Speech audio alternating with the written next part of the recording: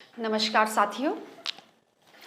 विद्यार्थियों द्वारा अक्सर पूछा जाने वाला एक प्रश्न या एक बड़ी जिज्ञासा ये भी है कि कितने घंटे पढ़ाई करें। वास्तव में पढ़ने के लिए कितने घंटे निर्धारित करें, इसके लिए कोई फिक्स फॉर्मूला या कोई सेट सिद्धांत नहीं है। देखा जाए तो इस प्रश्न का सीधा सा जवाब ये हो सकता है कि जितना आपके पास में अधिक टाइम हो उतना पढ़ो। अगर आपके पास में और कोई काम नहीं है तो पढ़ो और सिर्फ पढ़ो जब तक कि आपका सिलेबस कंप्लीट ना हो जाए। कुछ लोगों को जल्दी याद हो जाता है, जल्दी समझ में आ जाता है, तो वो कम घंटे पढ़कर भी पास हो जाते हैं। और बहुत से ऐसे भी होते हैं जिनकी चाल बहुत ही धीमी होती है, तो उन्हें ज़्यादा देर तक पढ़ने की आवश्यकता होती है। वस्तुतः ये सारा जो खेल है वो आपकी चाल का है कि आप कितने समय में कितनी दूरी तय कर पाते हैं, ये उसी पर ही निर्भर करता है।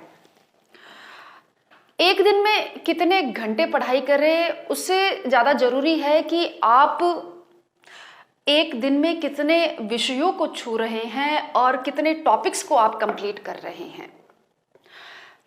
पढ़ाई के घंटे निर्धारित करने के लिए फिर भी अगर ये पूछा जाए कि एक कोई मानक, कोई स्टैंडर्ड या कोई एक रेंज या लिमिट क्या हो सकती है, तो हम ये मान सकते हैं कि कम से कम 8 घंटे,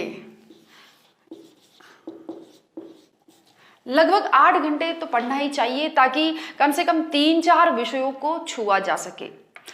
बहुत से विद्यार्थी ये सोचते हैं कि अगर वो ज़्यादा घंटे पढ़ेंगे तो ज़्यादा जल्दी पास हो जाएंगे या ज़्यादा सक्सेस उनको मिलेगी। कुछ ऐसे भी होते हैं जो 12 घंटे 15-15 घंटे तक पढ़ाई करते हैं, जबकि कुछ ऐसे भी होते हैं जो पूरे पूरे दिन कमरे को बंद किए रखते हैं। मेरा एक सवाल है कि क्या आप 15 घंटे केवल पढ़ रहे हो या उसे पचा भी रहे हो? जो स्टूडेंट्स ये सोचते हैं कि ज़्यादा घंटे पढ़ेंगे तो ज़्यादा मार्क्स आ जाएंगे या ज़्यादा सक्सेस उनको मिलेंगी, तो वास्तव में ये एक भ्रम है और इसके सिवा कुछ भी नहीं।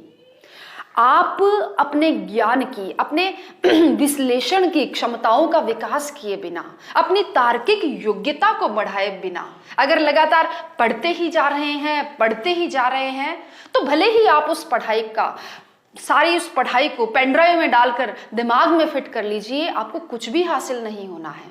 आपकी सफलता संदिग्ध ही रहनी है। सिविल सर्विसेज एग्जाम को पास करने के लिए केवल पढ़ना ही जरूरी नहीं है, बल्कि उसे गुणना यानी अपने व्यक्तित्व में लाना बहुत जरूरी है। और वो आता है चिंतन और मनन से। अब आप कहेंगे कि चिंतन और मनन के लिए कितने घंटे निर्धारित करें?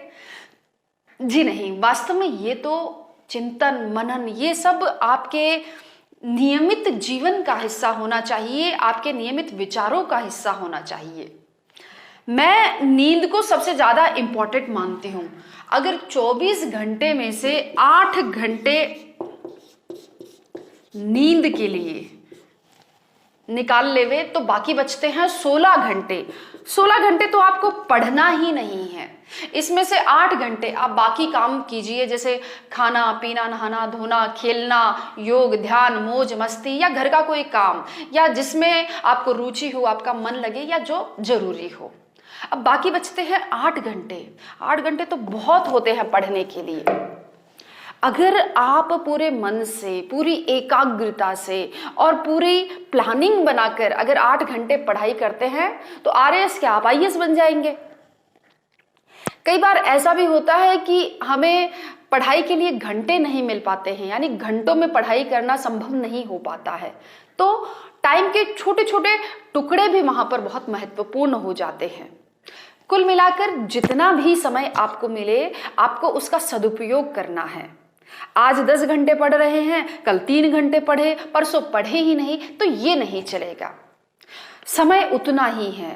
कुछ लोग आगे बढ़ जाते हैं जबकि कुछ पीछे ही रह जाते हैं। इसलिए सही लाइन पर, सही गति से और नियमित रूप से पढ़ाई करना बहुत जरूरी है।